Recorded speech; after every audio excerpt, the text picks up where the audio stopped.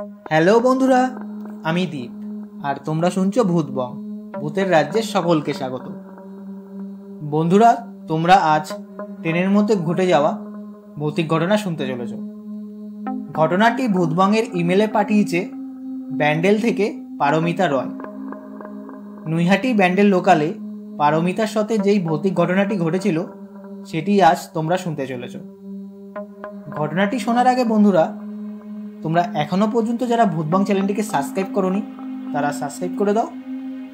তার সাথে সাথে নোটিফিকেশন বেলটিও ক্লিক করে রেখো, যাতে ভূতবংয়ের ঘটনা আসার সাথে সাথে তোমাদের কাছে নোটিফিকেশন চলে যায়। তাহলে চলো বন্ধুরা, আর কথা বাড়াচ্ছি না, কানে হেডফোন গুঁজে নাও। চলো আজকের মূল ঘটনায় আসা যাক। হ্যালো দীপদা, আমি পারমিতা রয় ব্যান্ডেল থেকে বলছি। আমি তোমার ভূতবং চ্যানেলের একদম নতুন সদস্য। তোমার চ্যানেলের শিয়ালদহ স্টেশনের ভৌতিক ঘটনাটি ইউটিউবে দেখতে পাই। সেই ঘটনার পর থেকে তোমার চ্যানেলের ফ্যান হয়ে গেছি।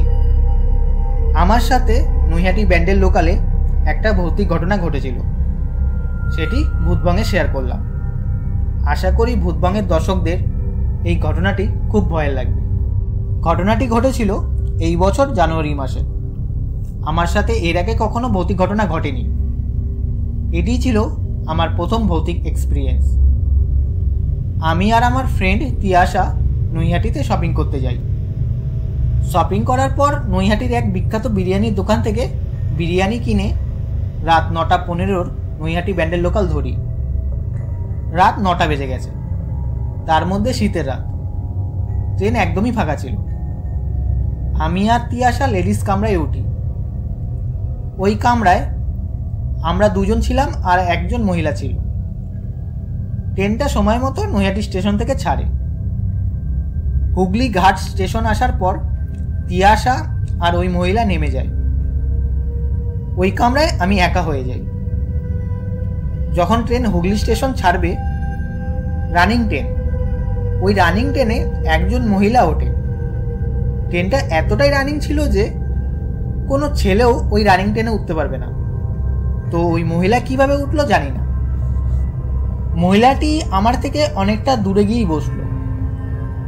মহিলাটি মাঝারি বয়সী, একটা ধূসর রঙের চাদর মুড়ি দেওয়া, আর আমার দিকে তাকিয়ে আছে।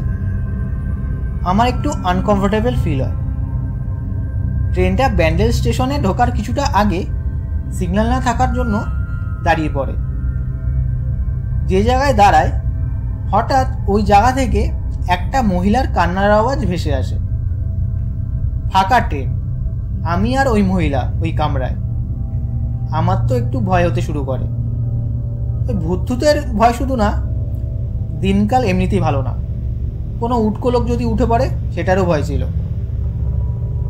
নিজেকে বলি, আজ না বিরিয়ানি কিনতে গেলেই ভালো হতো। বিরিয়ানি কিনতে গিয়ে দেরি হয়ে গেল, না হলে আগের ট্রেনেই ফেরা যেত। বাইরে সেই আওয়াজটা হয়ে যাচ্ছিল, কান্নার আওয়াজ একটা।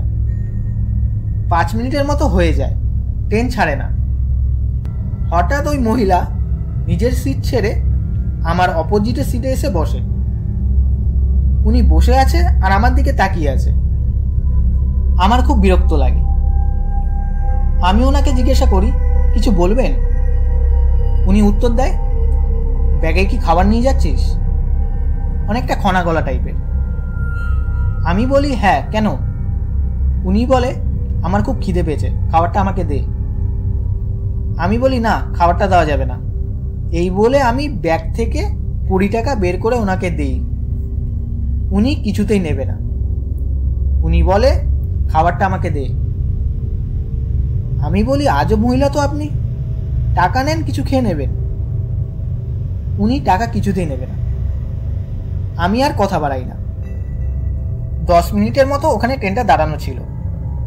শেষমেশ ট্রেনটা ছাড়ে, আমি একটু রিলিফ পাই। আমি ফোনটা ইউজ করছিলাম। ফোনটা ইউজ করতে করতে আমার চোখ পড়ে ওই মহিলার পায়ের দিকে। মহিলাটার পা দেখার পর আমি পুরো শক হয়ে যাই। পুরো শরীর আমার কাঁপছিল। দেখি পায়ের মধ্যে মাংস নেই, শুধু হাড়, কঙ্কালের পা পুরো। আমি বুঝে যাই যে জিনিসটা স্বাভাবিক না। কিন্তু সেই জিনিসটাকে আমি বুঝতে দেইনি যে আমি দেখেছি। আমি ফোন ইউজ করতে করতে বজরংবলীর নাম করছিলাম। আমি চিন্তা করি বিরিয়ানিটা বাড়িতে নিয়ে যাওয়াটা ঠিক হবে না। ঠিক করি ব্যাগ শুদ্ধ ওই সিটের মধ্যেই ফেলে আসবো। ট্রেন ব্যান্ডেল স্টেশনে পৌঁছায়। ট্রেন যখন থামে ওই মহিলা তখনও ওই সিটে বসে। আমি তাড়াতাড়ি বিরিয়ানির ব্যাগটা ওই সিটে রেখে নেমে পড়ি। কিছুটা দূরে গিয়ে দাঁড়াই। ওখানে অনেক লোকজনও ছিল। আমি দেখার চেষ্টা করি যে ওই জিনিসটা নামে কি না। অনেকক্ষণ হয়ে যায়, দেখি নামে না। ট্রেন আবার নৈহাটি ব্যাক করবে, তাই প্যাসেঞ্জারও উঠছিল। আমি সেই কামরার সামনে যাই, দেখি ওই মহিলা নেই, আর দেখি যে আমার বিরিয়ানির ব্যাগটাও ওইখানে নেই।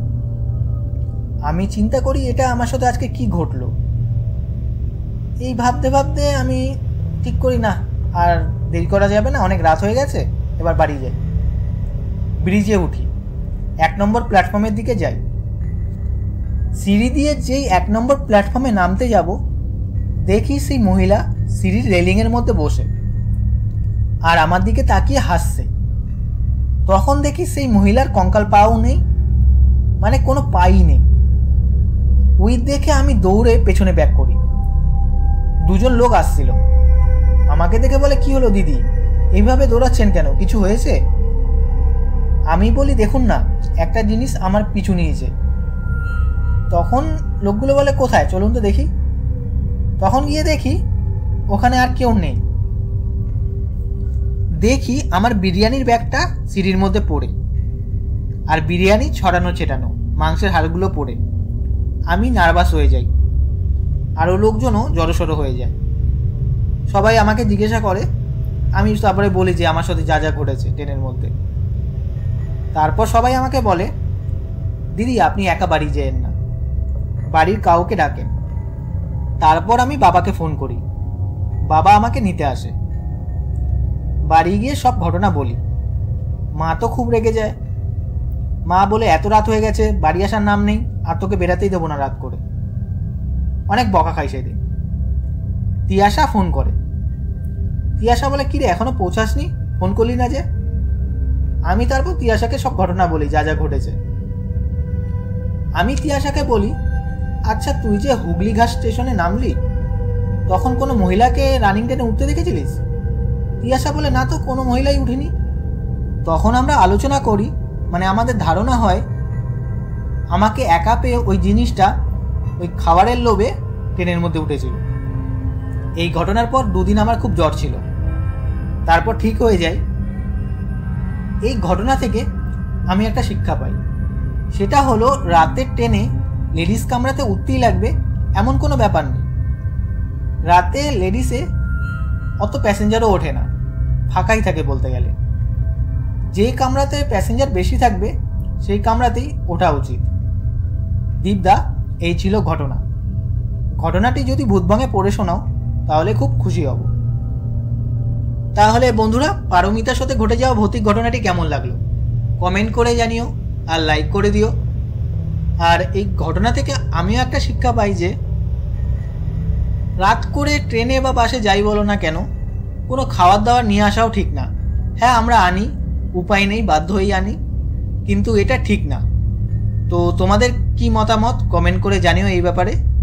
আর বন্ধুরা, তোমরা যারা ঘটনা পাঠাতে চাও তারা আমাদের ভূতবঙ্গের ইমেল আইডি bhutbongofficial@gmail.com পাঠিয়ে দিও।